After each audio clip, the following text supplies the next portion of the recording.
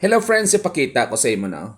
Isa ini siya sa mga varieties sang melon, no? Kag makikita ni mo dribla na along the road nakikita ko ay grabe daw. Halos magkadikit-dikit lang na ang ila. May distansya man pero hindi kalayuan.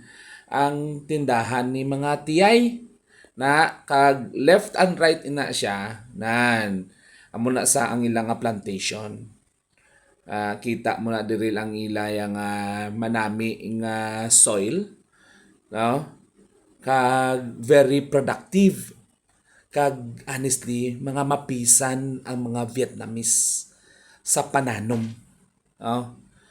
Amo na ang orientation nila nga dapat magiging mapisan talaga sila. Ay ambot na lang sa iban nga mga Pinoy o ara na siya. Na kag halos ang ilab lang dire na ang ila nga presyo daw ginapanghatag na lang kung ako pa kung kisa maglantaw kay kabarato bala kita mo na anyway mga organization ini sa nila kung sa dinas lagi na pamutang-butang para ma-capture gid nila no. Makuha gid nila ang ilang mga customer kag ari siya siyempre naghapit man ako na Pila lang kilo? 25. Eh, bakal ko.